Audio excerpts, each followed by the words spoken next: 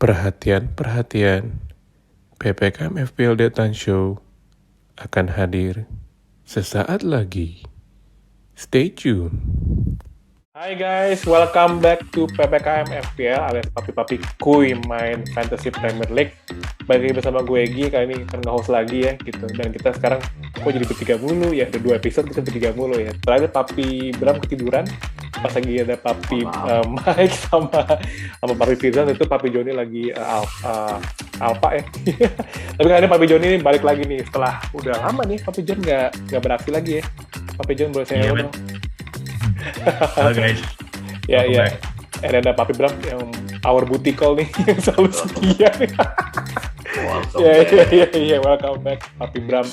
By the way, seperti biasa kita akan bahas 3 sesi, yaitu yang pertama ada sesi preview dari game week kemarin, yang kedua ada double game week nih, another double game week yang mungkin akan seru banget, masih ada double game week di berikutnya.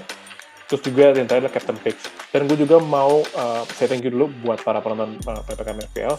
Jangan lupa di subscribe channel kita di PPKM-FPL, dan untuk di Instagram juga di follow untuk kasih tahu info-info, dan lo bisa akses untuk kalau misalnya video-video baru kita ada di situ ya, segala macam link bio segala macam ada di situ semua pokoknya. Oke, membersingkat waktu, kita langsung nih ke Papi Joni nih. Kemarin nggak double game week, kemarin game week terakhir gimana tuh? Kayaknya another fiasco tuh kayaknya. Aduh, nggak maksimal nih poinnya nih pokoknya. Gimana nih Papi Jon? Ya sebenarnya cerita awal bermula di game week 26 lah ya gitu. Yeah. Kebetulan triple captain salah kan. Wah. Yang berhasil sih sebenarnya. Cuman gue kalah sama satu temen gue yang ternyata dia megang 3 aset Burnley kan. Ada Benny, ada Weghorst, sama Nick Pope gitu ya. Semuanya double digit gitu. Jadi gue keok gitu kan.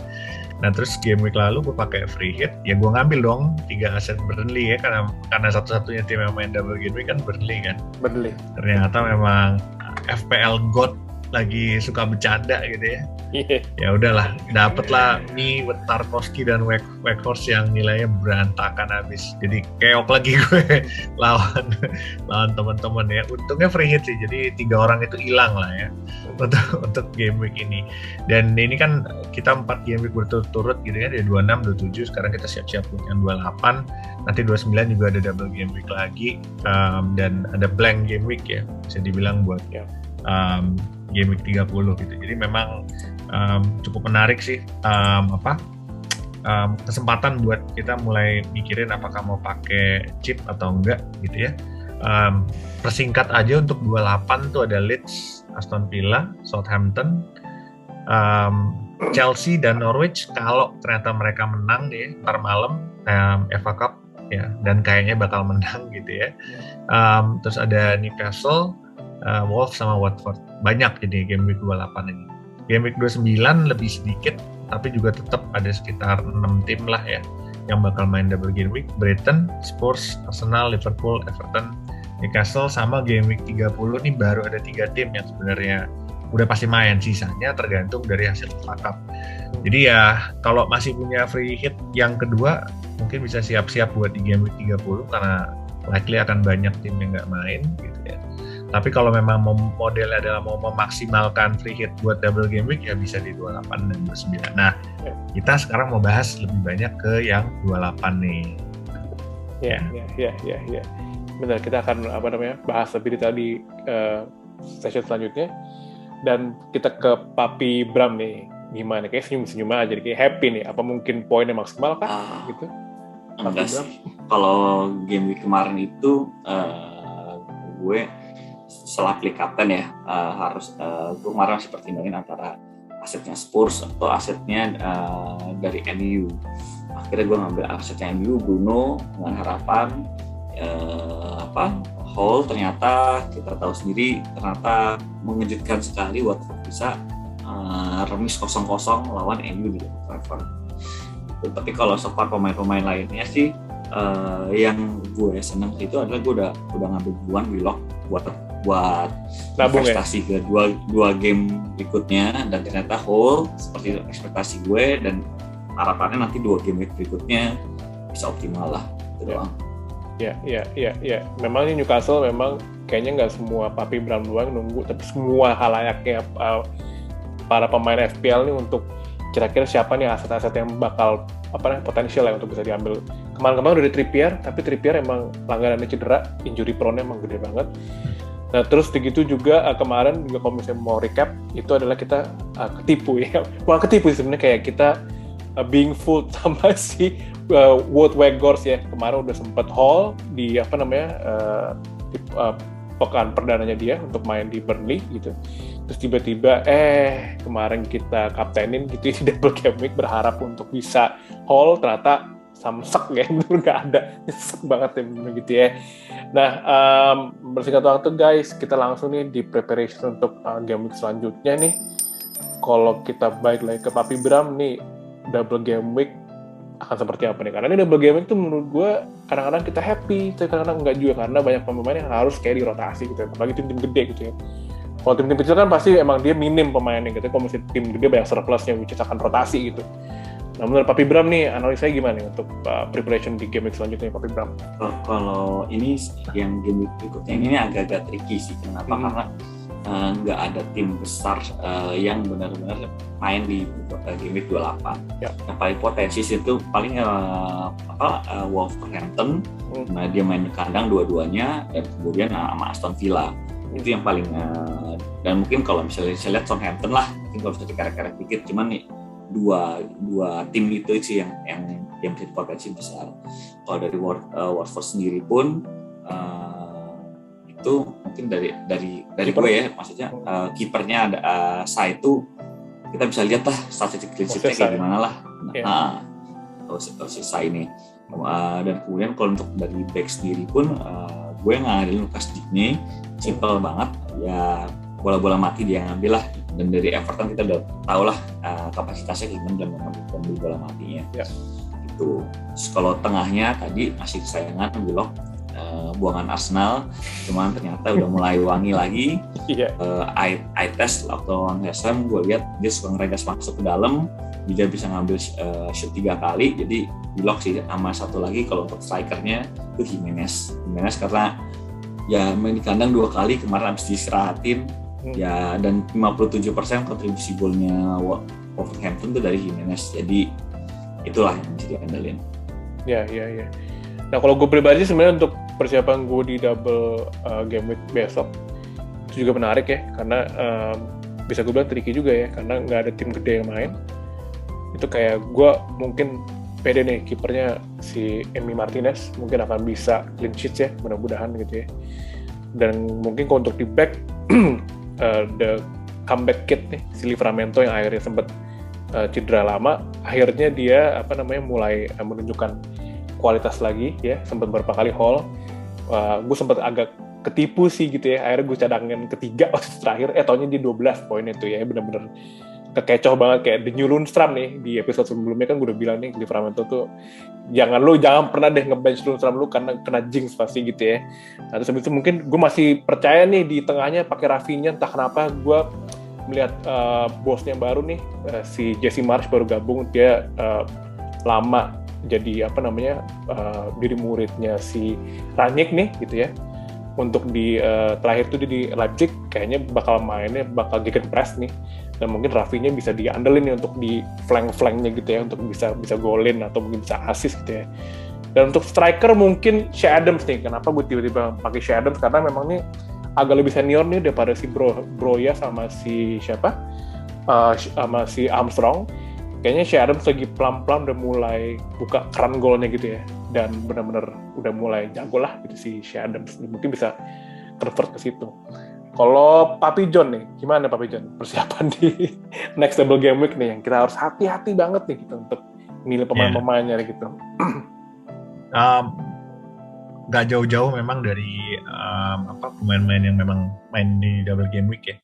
Kiper gue juga kalau tadi Bram pilih Sa gitu ya, gue pilih Dubravka. Nice. Memang grafiknya Newcastle lagi bagus gitu ya, lagi mulai menang-menang terus, dan bisa dibilang di 5 game FPL terakhir gitu ya, dan 2 kali clean sheet. Jadi harusnya provide good alternatif buat kiper Murray ya. Harga juga 4,4 gitu, dan main 2 kali ya. Jadi untuk kiper itu. Untuk back tadi Bram pilih Sa, gue juga ngelihatnya Wolf defender nih juga oke, 2 kali main, dua-duanya di home. Gue pilih Saiz ya, karena Saiz attacking threat-nya masih lebih tinggi walaupun lebih mahal. Tapi kalau nggak punya duit bisa Max Kilman ya. Atau kalau lu sukanya galau tapi membutuh kepastian, ya udah pasti Saiz sama Cody main. Connor Cody. Bisa mereka main. Kasih aman lah ya, lo kasih aman. Iya. Ada disclaimer dikit nih, kalau memang ternyata yang tadi gue bilang bahwa Chelsea menang ntar malam atau Norwich menang di FA Cup, likely akan double ya. Ini berdasarkan Ben Crellin lah ya. fixture god ya, bisa nerka-nerka gitu. Nah kalau memang benar, gue juga mempertimbangkan salah satu aset back Chelsea gitu. Dan gue cari yang paling aman aja deh. Jadi either Rudiger atau Thiago Silva ya. Mungkin Rudiger, selisih harga beda-beda sedikit. Oke, kalau midfielder kalau di beberapa pooling gitu ya, orang-orang banyak ngevote Salah, tapi yang main di double game week ngevote Coutinho ya. Awal-awal memang hot banget gitu ya, debutnya di FPL lagi gitu. Tapi sekarang lagi tenang-tenang sedikit gitu. Jadi mungkin good alternatif juga buat main. Kebetulan juga Aston Villa main 2 kali dan bisa dibilang dari semua attacking asetnya Aston Villa gitu ya, memang nggak banyak yang bisa dibilang diandalin gitu ya. Watkins kemarin golin, cuman dia kan memang kecintaannya sama tiang gawang tuh ya. Jadi bisa aja ketemu tiang gawang lagi gitu kan. Sementara secara schedule juga cukup oke gitu ya, ketemu Southampton yang mungkin ya backnya lumayan bagus lah, tapi ada Leeds yang kita lihat lagi lah, paling hancur sekarang bisa dibilang defense-nya, walaupun tadi JC March masuk, tapi gue juga nggak yakin langsung bisa memperbaikin masalah di belakang. Jadi Coutinho masuk kalau bisa jadi kapten alternatif juga. Buat striker, nah ini yang agak bingung ya.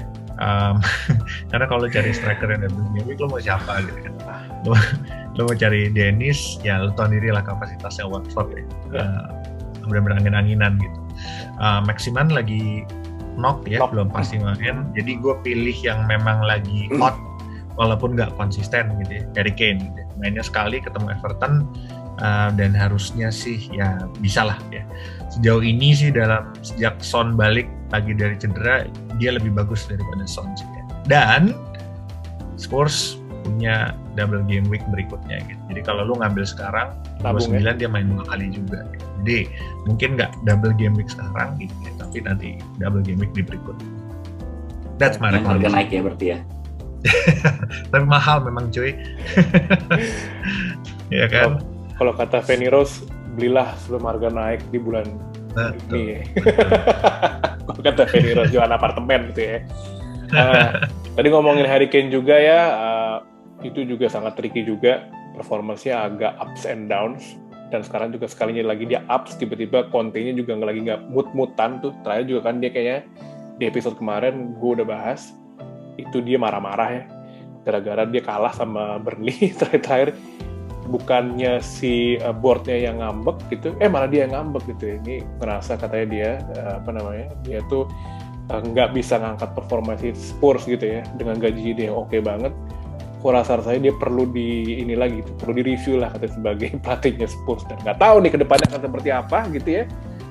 Mungkin Conte punya ini lagi ya, mungkin punya plan lain untuk balik ke Italia atau gimana, nggak tahu deh pokoknya ya. Dan udah gitu, mungkin guys punya differential guys, mungkin kira-kira untuk di game week besok guys, mungkin dari Papi Bram punya ini nggak watchlist untuk differential? Kalau gue masih yang Willock ya, karena performanya dari game 3 game terakhir, dan gue tuh ngeliat dia pas lagi lawan West Ham, ITS benar-benar dia tuh masuk ke dalam, dia tahu bahwa si Wood lagi bercanda-bercanda miau sama Zuma. Nah, dialah masuk situ karena pas nonton rusak segala macem. Nah, dan dan kemarin lawan Bradford ternyata pas lagi lihat performanya emang juga golin juga. Jadi besok dengan dua double game week depannya sih ya ini satu yang watchlist banget sih, karena ini kan dia masih blue ocean banget lah kalau ibarat bisnis sekarang gitu. Ya.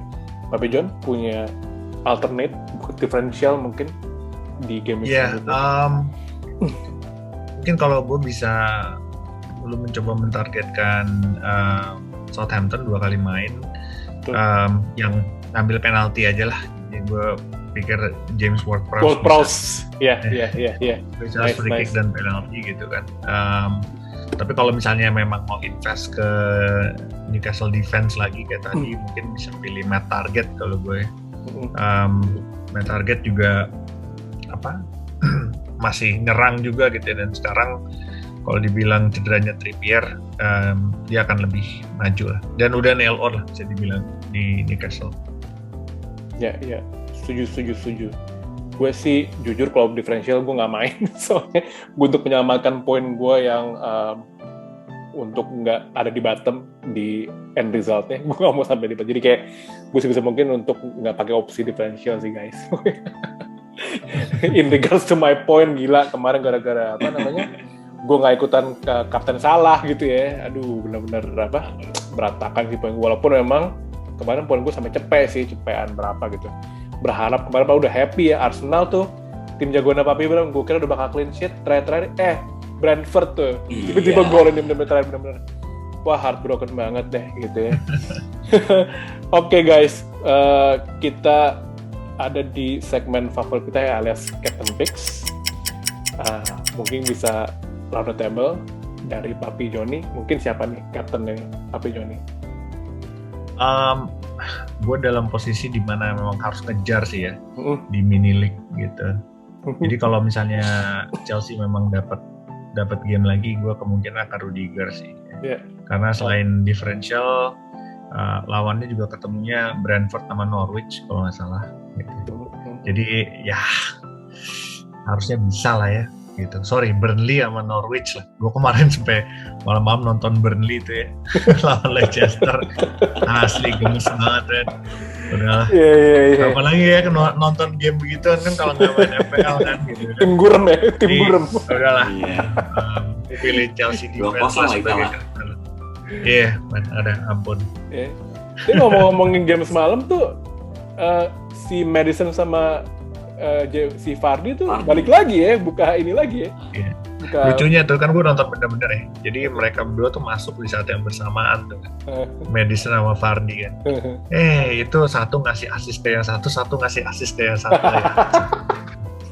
Bener-bener nggak tahu tuh ya. Tiba-tiba Vardy main, biasanya Pat Sundaka ya. Luar biasa. Papi Bram. Gue bener ya. Temukan gue bener dari 2-0 ya. Lo banyak ke ini kali lo ya, apa namanya, Roy Kiyoshi lo kayaknya Papi Bram. Buat nanya lanjutnya sama dong. Lanjutnya udah sama belum? Kayak strawberry ya. Udah Papi Bram, lo bakal siapa balik. Kalau so far gue belum tahu, tapi yang paling aman ya Salah lah, karena kalau Salah ya nggak pernah salah. Satu kalau misalnya salahnya rame-rame sih, tapi pertimbangannya kan antara Willock atau kalau bisa ngambil Coutinho itu jadi pertimbangan juga. Cuma so far sih saya sih Salah sih gitu ya. Kalau gue sih in regards to mempertahankan atau mengejar poin sih, mungkin gue akan ambil di opsi aman, itu mau Salah. Tapi sebenarnya hati sebenarnya melihat dari fixtures-nya, gue sih sebenarnya pengen ke Jimenez karena bagus nih terakhir nih Jimenez nih secara eye test gue ya terakhir. Menarik sih, cuman tapi nggak tahu deh, kita lihat di hari Sabtu 1 jam sebelum deadline. Kita lihat deh gimana bakal kayak apa nih gitu. Tiba-tiba gue berubah ke Jimenez atau mungkin tetap di lock di Salah. Belum gue lock nih sih guys.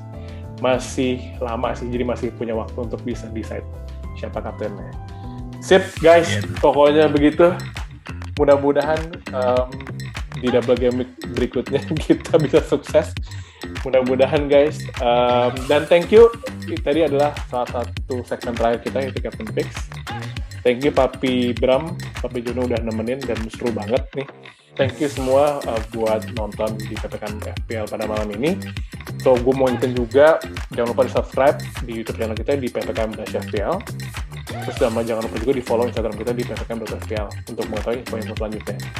Oke guys, so good luck. So, salam panah hijau.